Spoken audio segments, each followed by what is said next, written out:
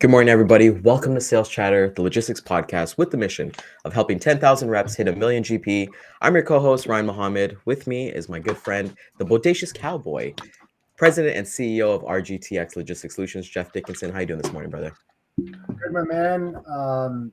Unbelievable Tuesday already. We were just on yesterday. This week is just, I don't know. We had snow last night. Did you have snow last night? Yeah, we had a ton of snow. That was actually 2 days ago, being Monday. So with today being Wednesday, we didn't get anything last night. So we're just trying to. I think it's like winter's last hurrah, as we kind of talked about. So a couple of customers of mine, they do salt, so hopefully they got some shipments going because of the snowstorm, right? That's what you want. So with that said, let's get into it with Data Day. Let's go. Welcome to the HPLS podcast. Live, relevant, and high performance information, conversations, and education weekly.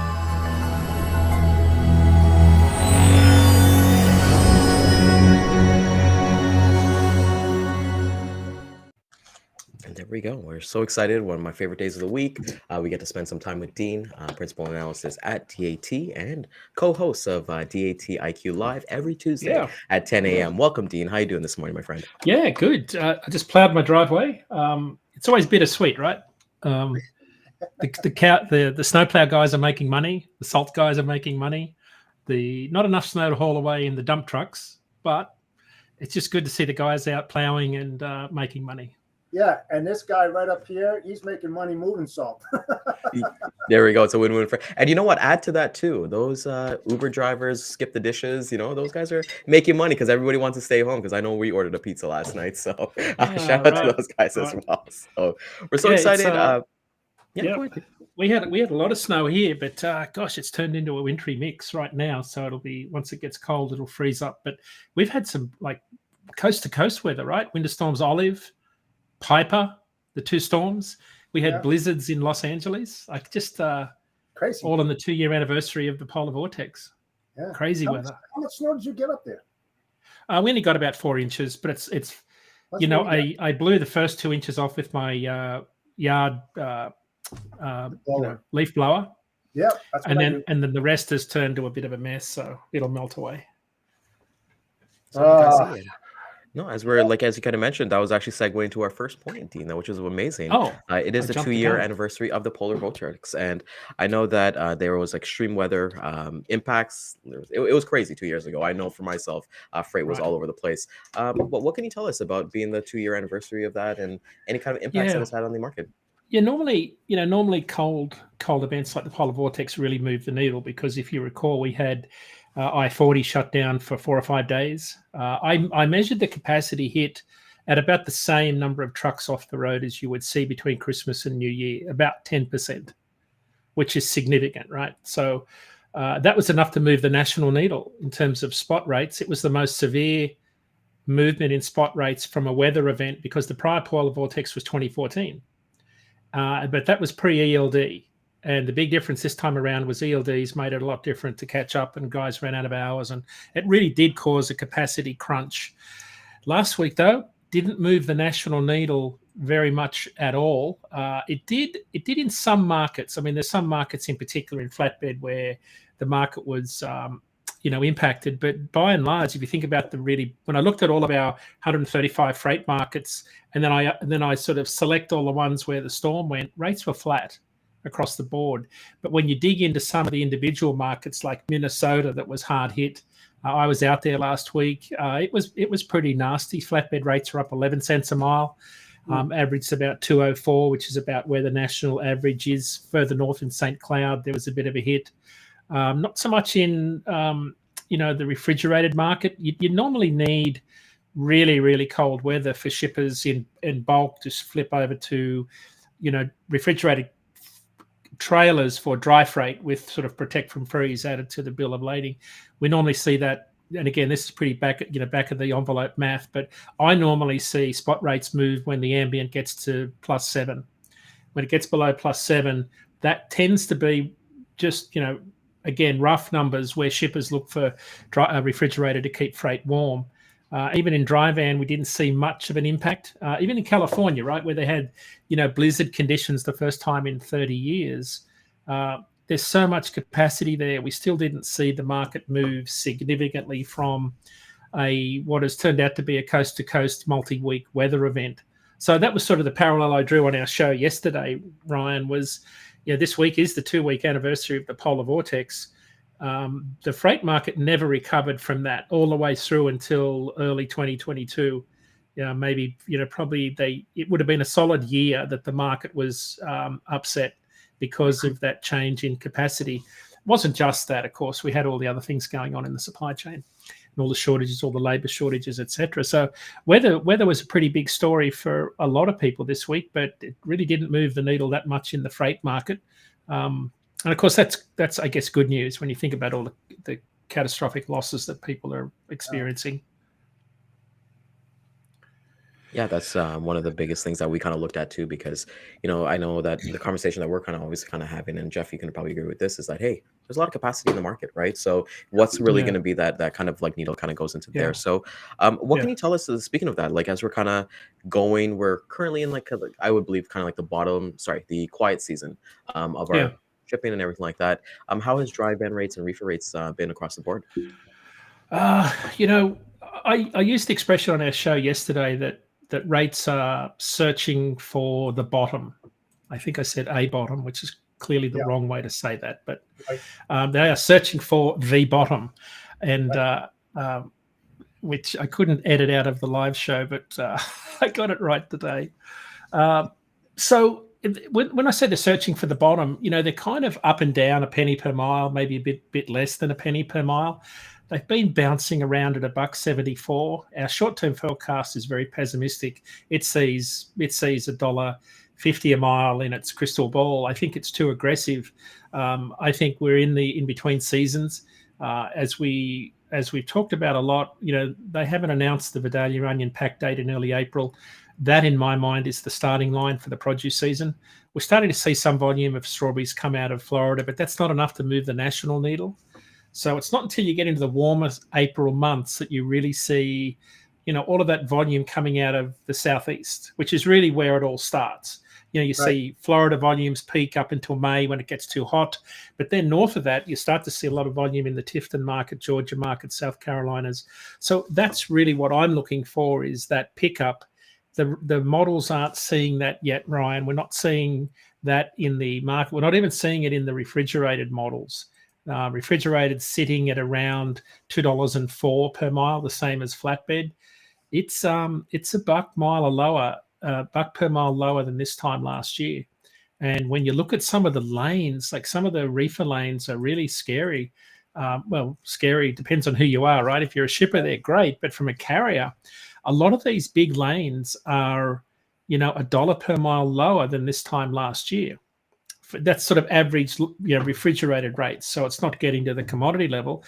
Pure fruit and veg loads are paying higher, because that's a different ball game than just general reefer freight. But just everything is sort of much lower. And as we talked on our show yesterday, this is now the period where you've got very, precarious comps, because you're comparing this year to last year when rates were ridiculously high, as shippers would have told you they were paying more to move freight than they ever have. So we've got to be careful with saying it's $1 a mile lower, but it does put into context where the freight market is and where it's sort of trying to find this bottom. We normally see, produce season, spring, inventory, shipping, housing market's not going to be there to move that sort of volume, but I expect all of us will be gardening and buying lawnmowers and weed whackers and, pressure-treated lattice to put around our deck. And so I think there'll be some solid volumes there. People that have an exposure to retail freight, washing machines, electrical appliances, clearly those volumes are down because there's obviously the number of houses being built are down. So I think it'll be very commodity specific at a rate per mile level, but we're still in this quiet season. We talked about the 4 seasons before Christmas, right? This is the quiet season, and we said all along it would be quieter than normal, and it's panning out that way, even though ATA's truckload tonnage index for January showed we were up about 0.8% on December. So that's 2 months of gain. For those that don't know, the ATA truckload tonnage index represents contract freight and the heavier side of our commodities. And it's a really good barometer for what's happening in the overall contract market, whereas our DAT data is more spot market. And it's up about 1.6% year over year, again against pretty favorable comps. So I think that's good news. Is that we're seeing a little bit of movement there. Still a lot of pessimism in the market. The Journal of Commerce TPM 23 conference is on. General Petraeus was speaking yesterday at the conference, and they were talking about this notion of a milder recession kind of resonates with everybody. It'll be, if there is, it'll be a quick bounce back. Similar theme, don't underestimate the consumer. Again, that's a familiar theme that we've had all along. So I still think we stick with our prediction, barring any catastrophic event, that we are in the quiet season, but it won't be until, I think, April when you start to see imports pick up after the March lull, and we get into the warmer months and we see, we're ahead of planting season. So you'll go from salt to moving fertilizer. Hopefully, Ryan, there'll be lots of machinery, corn headers, corn harvester heads, combine harvesters, broadacre farm tractors, all of the fertilizer that goes with all of that in planting season. So I think it'll be April before we start to see meaningful volumes. That's also when we'll see the change in produce.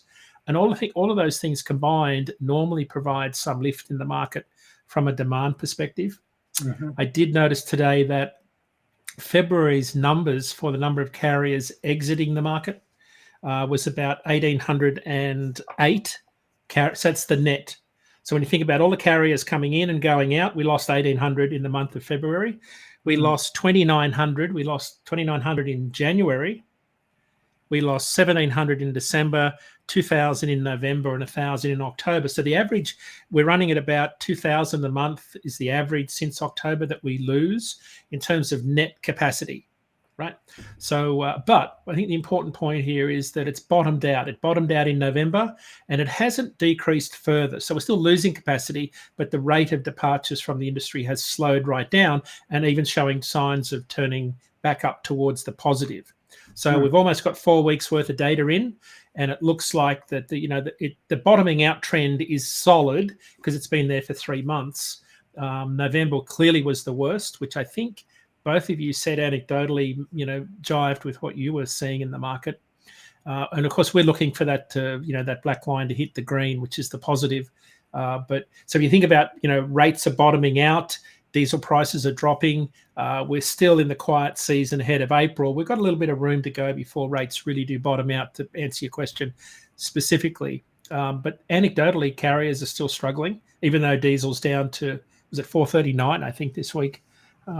Pretty good numbers, still too high for those concerned. But so that's where we are. I think we're bottoming out. Flatbed clearly is off to the races, which is, again, different story. Even though volumes are way down, it's almost identical to what happened in 2018, which is a very strong industrial economy. So it's hard to ignore the parallels with 2018 in flatbed. Refrigerated is still a bit of a horror show from a carrier's perspective. Rates are still way down, and dry van rates are kind of flat to holding their own. Right. You know what? I did some data collection on imports that were coming in, and I think you'll find this really interesting.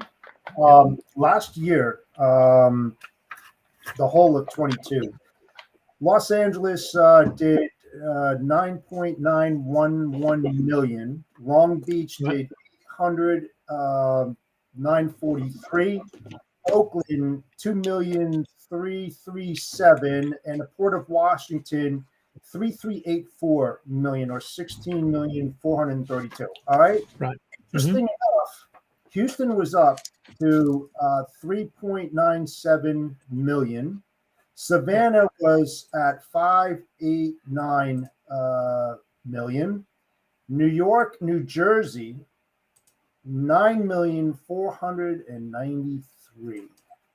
Wow. And if you take our 3 compared to the 4 biggest ones on the West Coast, we outdid them by about 3 million. It's unbelievable. And you see the shifts coming. We talked about those shifts, and now you see that data over the whole year. And I think it's going to be sustainable moving into this year. I don't think we're going to see something shift, even though Sequoia is talking about that. But we have the ILW, right? The longshoremen's risk of going into strike. Shippers are still, they're not really confident in their ability to handle their freight or delays. So I think it's going to continue. What are your thoughts there, Dean? I do. Yeah, absolutely. I looked at all those data points, Jeff, and Norfolk year over year strong, but down a little bit, as they all are, with the exception of a couple. But the data point that jumped out at me was Baltimore. Baltimore furniture imports are up. Baltimore overall imports are up year over year. There's been I'm going to say seismic shift in the type of commodity coming into Baltimore. A lot of resins and chemicals coming in there, which doesn't necessarily mean it translates to dry van or reefer or flatbed, but it's a growing port. It's always the number one port for RoRo, automotive and heavy machinery. You'll see we see a lot of spot market activity out of there. It's geographically the closest to all of those central west markets where John Deere's made and Caterpillar, etc. So I think Baltimore's one to watch. I think it's a good point. I think the volume shift is going to stick, but it was still around 2 million TEU, which I thought was interesting, Jeff. We saw upwards of 2.6 million containers coming in a month at its peak, but it was still around 2 million in January, even though that's down year over year. Again, the dangers of heavy, easy comps against a phenomenal year last year. But we're at about 2019 levels. So to me, it feels like we're getting back to more normal seasonal import volumes after this massive surge that we had from the pandemic up until, probably September last year when volumes started to really cool off. Yeah. No, I agree.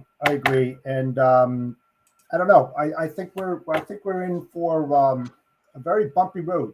I don't know. It just seems that way. But I didn't even look into Baltimore, so I found that very interesting. But, I mean, you think about the West Coast. You're like, wow, we're going to get slammed with all these imports because that's usually the case. But we don't see that now.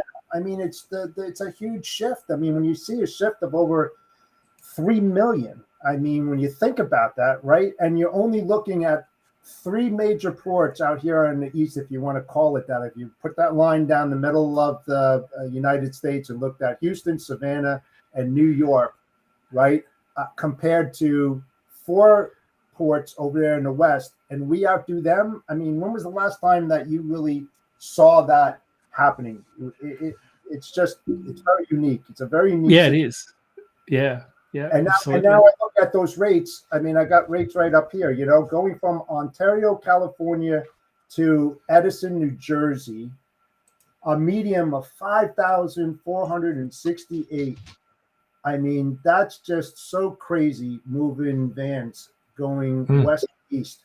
How long is that going to stick? I mean, when we're seeing 7, 8, 9,000, for a long period of time, and now it's dropping off like, a bad habit. It's just illegal.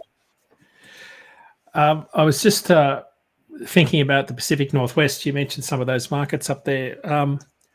One data point that I don't know if you listened to our show yesterday, but Ken said something very funny when I was talking about Lent, because about a quarter of McDonald's filet of fish are sold during Lent.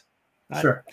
And a lot of that is Alaskan pollock, which comes from, out in the Aleutian Islands. That's where the biggest fishery area is. So a lot of it's caught, processed, and shipped straight out of Seattle, road. And we normally see a pretty serious hit in spot rates. So just to go to an example to give you how weak the market is, we normally see spot rates up in our reefer rates, that is out of Seattle, up substantially. When I say substantially, in the order of 20 cents a mile, during Lent, when they're shipping a lot of this Alaskan pollock all around the country. Yeah. This year, though, it was rates were 80 cents a mile lower than this time last year. It's a deep backhaul market. Rates are only $1.08 per mile back to Los Angeles. Loads to Phoenix were $1.02, which is half what they were this time last year. So even though it's big season for fish, but Ken's comment was fascinating.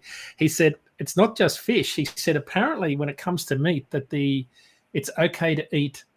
Was it capybara or what was the other animal? He said was it beaver or capybara? There was some other mammal that you could eat, and there was some sort of, he said, papal dispensation during Lent that people could eat this particular rodent, which I don't know what the story is. Like a possum or something like that. I don't know. That sound of that just doesn't sound. Yeah, I was just gonna say that does not sound edible. I'll take the filet of fish any day. Give me filet of fish, and I will. Yeah. So I was on a boat with I won't name the companies, but I was on a boat. Like a cruise after a conference, and that was one of the big grocery associations conference, and the supplier for McDonald's was there for everything east of the Mississippi, and it was really interesting. It's long, old company, been doing it for years, and he gave me the whole rundown on Alaskan pollock, how it moves, and how much they move in the spot market, and how much moves on truck and road, and it was just fascinating to have this story and back into it with data. But again, a lot of trucks running into the Pacific Northwest and a lot coming back out empty. So it's a shipper's market up there at the moment for sure, as it is in a lot of other markets that are deep backhaul markets. That's interesting, that's especially when it comes to McDonald's. In terms of my first job was McDonald's. I was there as 15 years old, and just remember like the filet of fish coming and things like that. Yeah. And the company that we used a lot was Martin Brower. They were one of the bigger reefer carriers. Chicago. Yeah, they're we called the days when we had to unload the trucks. We literally called it Brower days. So those were the days where they brought the truck, the multi-temp. They're like the only multi-temp reefer company that you could trust, right? Like you got your frozen bread at the front, you got your chocolate milk that's not frozen at the back, and things like that. So it's interesting to see like when it comes to for Lent, because I'm not too familiar with it, but it's good to have this knowledge because like somebody might be doing seafood. I do lobsters, so let's say I have like a capacity crunch, then I can kind of relate that to to anything that's kind of going on. So that's pretty cool. It's Ryan. It's fascinating when you watch like the lobster season move from harbour to harbour around PEI and Nova Scotia. I mean, you'd know that only too well. You see a lot of it get exported out of Halifax on air freighters, but there's a lot of it comes down to Boston. I mean, in the good old days, it's like from Brunswick to here, it's like an 11-hour haul. But you can't do it in a speed limited truck. I mean, and none of those guys that run lobsters and seafood out of PEI or any of those maritime markets are speed limited. Well, some of the big fleets are, I shouldn't say all, but they run pretty good times, and it's all mostly overnight. So it's anything you're going to move, you've got to have the best carriers on that stuff, right? You've got to have the tanks at the back to catch all the runoff water. It's not just a refrigerated van. It's reasonably specialized with all the regulations because they're brutal on the runoff, the saltwater runoff on the roads. Like if you let any of that stuff run off, you're in serious trouble. So that's why you see those big tanks under the back. Yeah, to even move it, like let's say if you're moving it within Canada. So a lot of the bulk that I do is that I move it from Halifax to Toronto to the airport, and then we ship it over to China. So like 90% of lobsters actually come out of like Halifax, and you have to actually be a part of like a government program. Like you can't just get any kind of carrier to kind of come in there and kind of do that. Right. Oddly enough, the ones that I've done like to the States, it's actually for Carnival cruises, where it's like frozen like lobster tails. So we've been lucky that we've done frozen to the States across the border, but within Canada it's live, and then we account for maybe like 5% of it dying throughout the transit. Really? But like we've had, I've never really touched the mass stuff because like it's that's a hard market to get into, as Jeff would know, as well as you. So it's interesting to have those conversations too, in terms of what actually goes on, because people think you just pick up and you deliver. It's not that simple.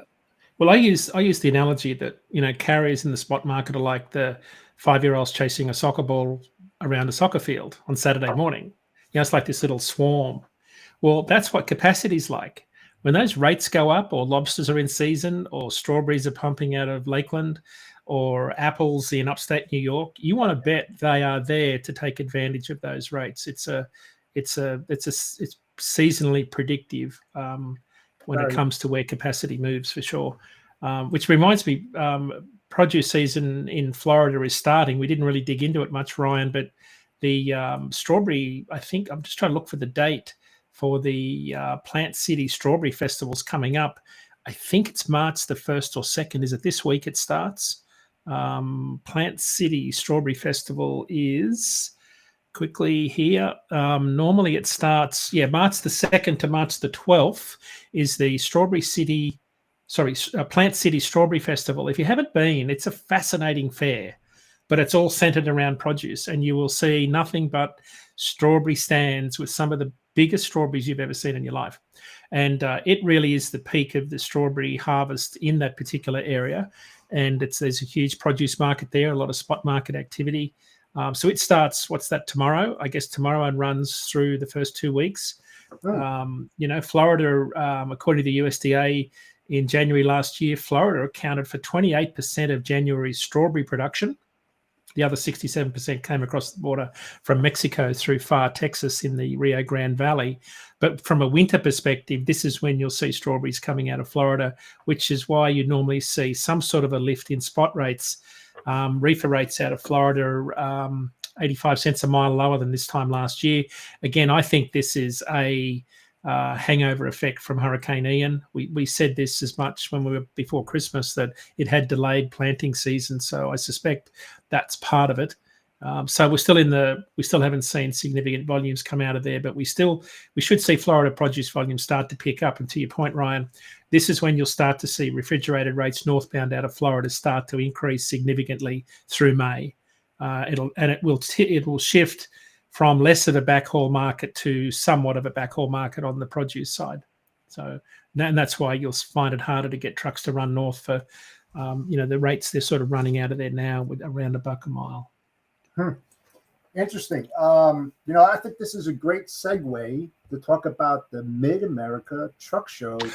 Fill us in on that and what's going on. So it's about the 8th time I've been there. It's the largest truck show in the country, like just for truckers, but it's also a big expo. There's 2 days of expos, Thursday, Friday, 29 and 30, I think it is, of March. It's about 30 days away. Louisville, Kentucky. It's right under the UPS flight path. So why is that a big deal? Well, when you spend a month cleaning and polishing your truck and waxing it, every single plane comes over, drops pollution on it. And some of these MD-80s aren't the most energy efficient engines. So you see there'll probably be 100, 130 show trucks there lined up. A lot of the truckers that go there for the beauty pageant that's been going on for years, it's a pretty serious competition of show truck, design, and it's pretty prestigious awards. A lot of the guys, I peg the cost of the truck show for an owner operator at about 10 grand conservatively. Opportunity cost, revenue costs. For some guys, so we're 30 days away. I'm starting this weekend on the polishing, waxing, buffing, because it's the first truck show of the season and you've got a winter's worth of salt grime to get rid of. Even if you don't do many miles, it doesn't take many miles at all to pit all of your stainless steel. So for a lot of trucks, they start cleaning now. It's going to cost me $1,000 just to get the black cab clay barred and all the impurities moved. Another $600 for all the stainless steel wheels to be buffed and shined. And then I'll arrive there 5 days before the show and spend time just detailing it.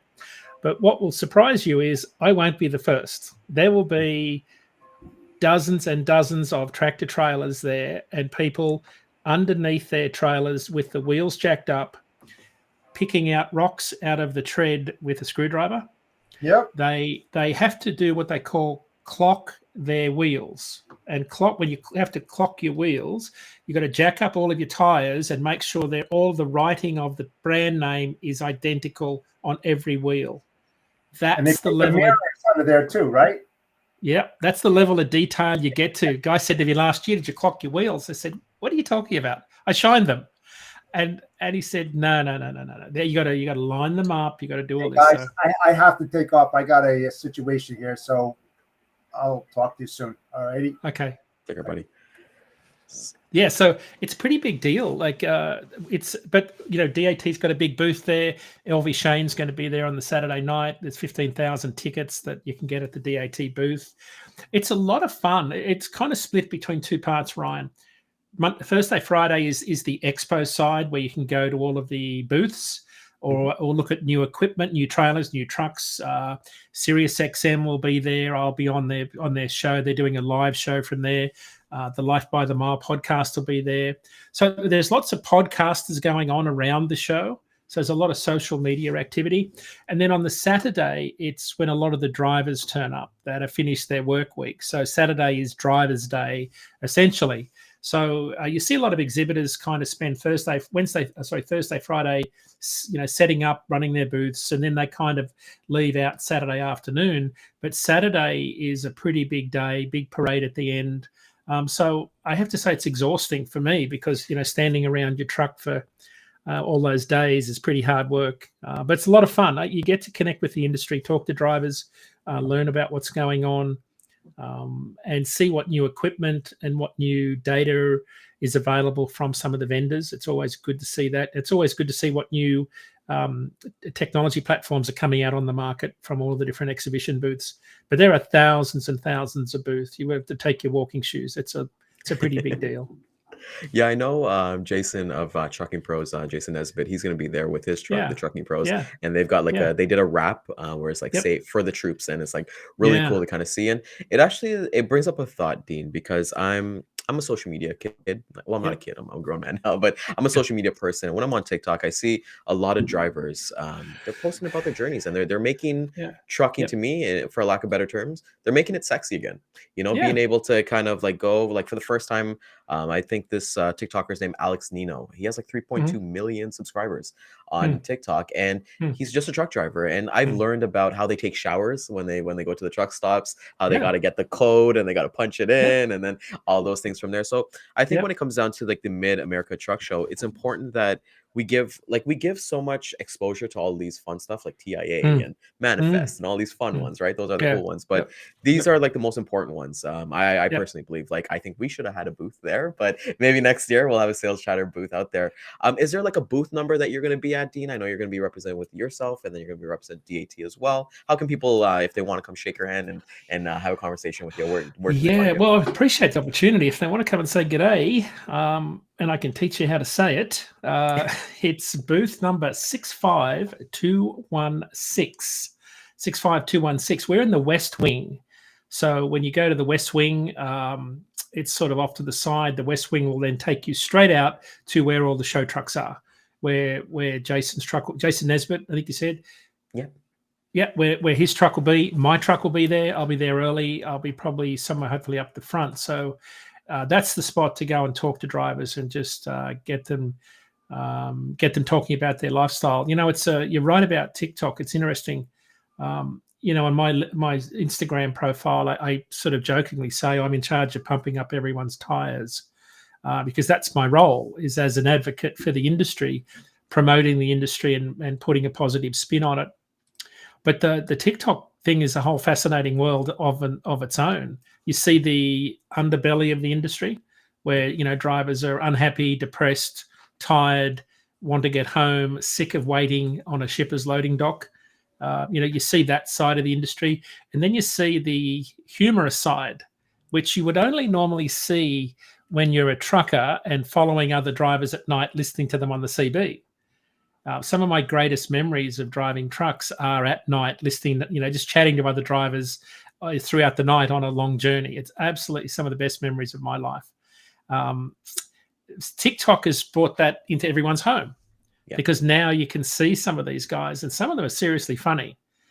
Some should stick to truck driving, seriously, not movie stars in the making. But there's some guys out there that are really funny. I find TikTok a whole different medium, but TikTok, I think, is a way. I've written about this. It's a way to see the psychology of the industry, whereas Instagram is more a way to see the equipment side of the industry. There's a big difference between the two. But if you want to understand the psychology of how truck drivers think and work, TikTok is a really good way to see that. I couldn't agree more. And I think out of all the social media websites, like it's funny that we're talking about TikTok now, but for me, Dean, TikTok has kind of replaced Google for me and YouTube in terms of searching for things. So if I want, because I know that it's going to take me 60 to 90 seconds to like learn something. So if I need to learn how to do a certain shot for our podcast, or I need to learn about like different cold calls or techniques, I'd rather go on there and learn that in 60 seconds than go on a YouTube or like Google search. So I think where it's kind of exposing, because there's one anomaly, Dean, that I always see on TikTok, like these truck drivers. All the comments are, "Hey, I'm getting my CDL in a couple weeks," or "How do I become a truck driver?" So I feel like if there was somebody to kind of go and like capitalize on that, because those are a bunch of leads, and that's what I love seeing. Yeah, you see a lot of guys. We had one on our show today ask, how do I get into trucking? It's such a big open-ended question. Like, where do you start with an answer like that? But truck shows are where people go to learn about the industry and make connections and network. And I think on my social media platforms, on Instagram and TikTok, I get every single day someone from Africa, Brazil, Peru, Chile, Mexico asking that very question. How do I get started in trucking in the US? Who's hiring? How do I go about? Are they hiring? Do they allow? Do they help you with your visas? All those sorts of questions, all good questions. And the answer, of course, is those. Yes, everyone's actively hiring all sorts of different demographics, people from different countries, different minority groups. There is going to be, if you look at the available driver pool, there is going to be a drop off once all of us baby boomers retire and leave the workforce. That by the time you get to 2030. That's when you're really going to notice the drop-off in, the truck driver demographic that's typically driven this industry from the Vietnam War era right through all of those movies of the 70s and 80s where trucking was glorified by Hollywood. Think about when was the last time a movie was made by Hollywood about truck driving? No, never. And it's always usually like the truck driver is like the bad guy, it's not usually the horror movie. But you bring up a great point that we actually had the recruitment manager of Herman Total Distribution Services last week. She's an HR recruiter just for drivers. And we're like, as we're doing the theme women in trucking, but she talked about, I asked her about trucking in general.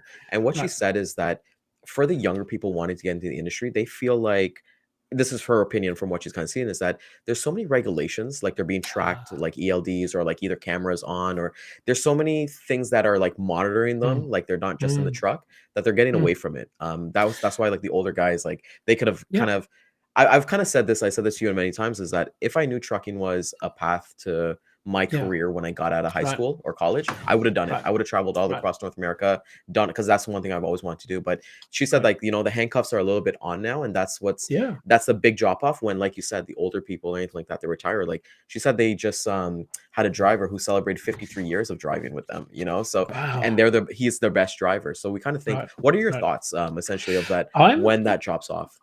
Yeah, I'm from that old school where trucking was always seen, and this is, in Australia when I started in the early 80s, trucking was always seen as a way to make a lot of money in a short period of time and buy a house and get yourself set up in life. So there was an enormous trade-off for the deprivation, whether it be sleep deprivation, away from home, away from family. You could easily make six figures from that job. And it was a bit like here too, where, you didn't have regulation, you didn't have technology. We didn't have iPhones. We didn't have tolls. We didn't have an electronic fingerprint, a breadcrumb that left a trail behind the truck wherever you went. There just wasn't the technology that was collecting data points that would do that. So a lot of the stuff we did was under the radar. It wasn't necessarily unsafe. I'm not saying we were less safe. In fact, we had far fewer accidents, before ELDs came along. But we did pretty good miles, and it was a great job because you didn't have people looking over your shoulder. Fast forward to today, I don't know how you could have fun in this industry with, especially with a camera pointing at you. I question why. You get what you hire, right? So, a lot of times we hire our own problems in the trucking industry. Why do you need to watch a driver? And of course, the safety guys will say, well, if you only see our videos. Well, it's self-selection, right? Because the guys that are good drivers are just not going to go there. So you're going to get what you ask for. And I think that's part of the problem. It's like, why do you put automatic shifters in your trucks? Well, because, drivers can't drive stick shifts. Well, you get what you hire for, right? You get what the equipment, you kind of lower the standard. And so I come from the old school where it's about how well you can drive the truck, a stick shift. It's not just sitting there being disconnected from the workspace. People get harassed on the road. We've had to introduce a bill to get shippers to provide amenities for truckers. Like it's a totally different world out there. And I couldn't in all, good conscience recommend my sons to go into the trucking industry because it's such a hard, gut-wrenching, depressing industry. I mean, if you're cut out for it and you love trucks, not every day is a good day. Like I can tell you the bad days outweigh the good days. And it's a pretty hard life when, you've got to live on the road, you get harassed, you've got troopers pulling you over all the time, you've got all these things watching you.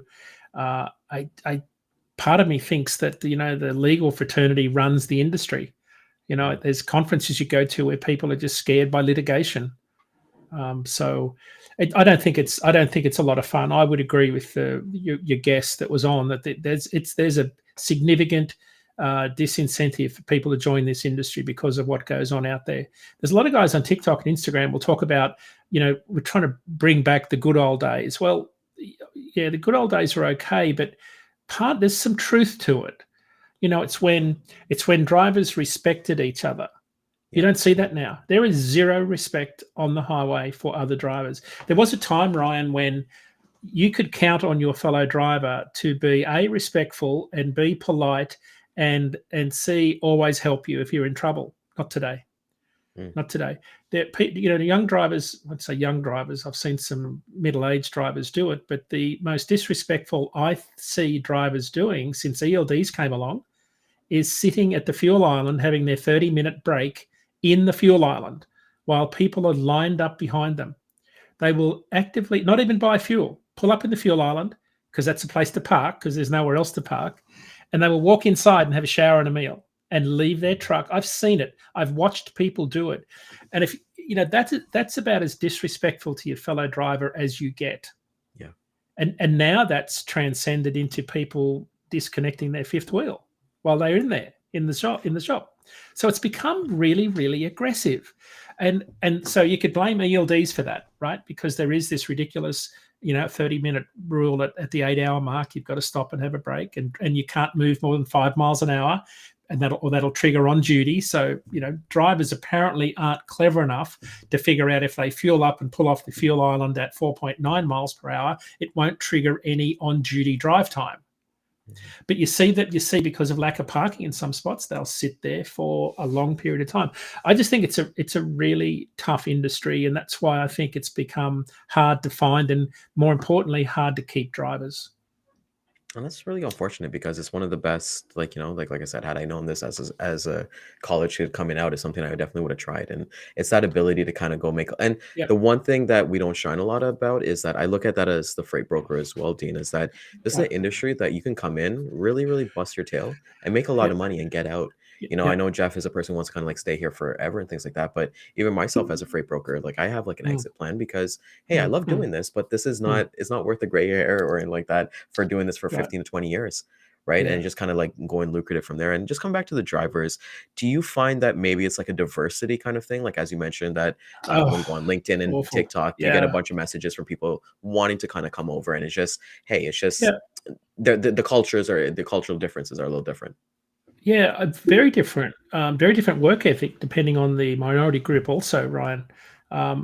It's the same in my home country in Australia where, the Caucasians are now the minority. And that if you talk to truck drivers there's so much racism, like there's so much racist talk. And I see the same here. I see hints of it all the time. Particular demographics get targeted upon. And it really frustrates me because some of those minority groups are the best drivers, because they want to work hard. They value work. There's a different mindset to it. So, there's lots changed, but I think the ability to communicate through social media in the digital age since, post 2007 when iPhones came along, that has seen all of that now right in our face. I guess it was there. You didn't see it before. But as we've become more of a multicultural society, I think it's becoming more prevalent, more of a problem for drivers. I do see, though, that the minority groups are getting to be such big numbers, they are feeling emboldened to display their culture, yes. Right? And the most obvious one are the drivers from Fresno, all of the is it from the Punjab region? I can't. I think it's the Sikh, right? Is it the Kandor? What's the symbol? I'm not really too sure of what they're, but I know exactly what you're talking about. I can picture in my head. I'm not sure what it's called. I don't want to call it the wrong name. Yeah. So what you see now, and a lot of these guys that are running, guys and girls running out of the West Coast to the East Coast, especially teams hauling produce in particular, is you'll see their decorations across the top of the windscreen or on the side of the trailer, of the truck. That's not something you would have seen a long time ago because there are significant numbers. That particular demographic, I think, is one of the biggest trucking associations in the country out in California. So good for them. I have a lot of fun with those guys when they're out there because, I come from a country where it's a multicultural, society. Australia has been like that since the 60s. A bit different here, though, and I think there's still a little bit of that animosity between cultures. And I never understand it because I'm not cut from that cloth. I just see people as people. Me too. I'm the same way too, but it's because I always tell my wife this is always funny. Like when I was a kid, like I'm from Trinidad, the West Indies, and like my parents would pack like roti and like curry for us for lunch, and then people would be like, "Oh, you're smelly," all that stuff. But like now they're like, "Oh my god, what are you eating? It smells so delicious." Give me some of that spice. Yeah, give me some of that from there, right? So I'm just getting back to the Mid America Truck Show. Where is it? What are the dates again? And then how can people get a hold of you, Gene? Yeah, so it's going to be Thursday, March the 30th, and Friday, March 31st, and Saturday will be April 1st. So it'll be, 3:30 to 4:1, Louisville, Kentucky. And you need to be booking a hotel now if you haven't already done so. The hotels will be hard to get. It's at the Kentucky Expo Center, to be more precise. So that's where it is. That's perfect. And anything else that you got coming up? I know you're going to be, I believe you're traveling this week as well. You've got something coming up? Yeah, we've got a couple of big events coming on. We've got our big advisory board meeting with our brokers next week in Denver. I'm speaking at the Great West Casualty Safety Conference tomorrow in Knoxville, and then next Friday in Omaha. The big event, though, for brokers, Ryan, is the TIA Capital Ideas Conference in, I think it's Orlando, April 19 and 20. It's just 50 days away. That'll be a really good conference. They're always good events. Yeah, I'm going to look into that one. I'm actually going to try and make an effort to actually get out to that one because I think it's really, really important. And as we're going to let everybody go today, I'll let everybody know about Dat IQ Live. Every Tuesday, 10 a.m. Live. You can catch us on YouTube and LinkedIn. Always 10 a.m. Eastern. Sometimes we have a guest. We're going to have Ryan and Jeff on in the next coming months. But we normally have a guest on. Next week, we've got Cody Kohler on from ANZ Trucking in Phoenix. He's going to be talking about the produce season in Salinas, which is one of the biggest lettuce growing regions. So it's kind of the start of that season out there soon as it shifts back from Yuma, Arizona, back to NorCal. Definitely going to pay attention to that one. So, Dean, thank you. It's always a pleasure for you to join us every Wednesday. I have a question. Of course. Your favorite cricketer from the West Indies? Favorite cricket? Oh, you got to go with Brian Lara, man. The OG. You got to go with Brian Lara. Yeah, I'm a Brian Lara because he's Trinidadian too, right? So I do have to. It's funny enough. If I thought you saw my cricket bat because my cricket bat's right underneath. No, I didn't. It's there, but maybe because I mentioned from the West Indies. But Brian Lara, I love the swagger of Chris Gale, the world boss. Yeah. He definitely is really good, but man, our team sucks, man. We've been really bad. I used to watch them at the Sydney Cricket Ground when the West Indies had come out. That was when the opening bowling attack was Andy Roberts, Michael Holding, Garner, and there was a fourth. There were four fast bowlers that were the opening. But to watch Andy Roberts run in, he would literally push off the fence and run in on his roller. That was 5-day test matches. Watching the West Indies play Australia was one of the highlights of my youth. Yeah, my dad used to make me record them on pay-per-view, so like on VHS. Right, So like while he's at work, record them. I'm not a fan of test matches. I love the like the new T20 formats. I think like they're more fun. Like I like the Caribbean Premier League that they have in the IPL and so on. But cricket's we had Clive Lloyd. Clive Lloyd was one of the batters. Like so, this was like all the big guys, the big stars. Who was the other guy? Vivian Richards, Isaac Vivian Alexander Richardson. I remember all the names from being a kid. See, there we go. Yeah, cricket's one thing that unites us all. We need to get together and do cricket. So it's awesome. We should do a cricket show. Yeah, we should 100%. I would love that. It would be the greatest. So I want to thank you so much, Dean, for coming out. Okay, I want to thank everybody for coming out this morning. Yeah, it's gonna be awesome, And if you did find value in this, please like, subscribe, comment, share this with a colleague because we give you a lot of nuggets. Hope to see you guys at these shows. Seeing Dean, take some pictures, tag us Dean as well. We'd love to kind of see the camaraderie and see the audience get out there. Catch the replay again it's going to be at 1 and 5 p.m. Eastern Time. LinkedIn, Facebook, YouTube, and Twitter. And join us for tomorrow. We've got another guest as we continue our season of empowering women into logistics. With that being said, I'm Ryan Mohamed. This is Dean Croke. Have yourself a wonderful day, guys. Take care. Bye-bye.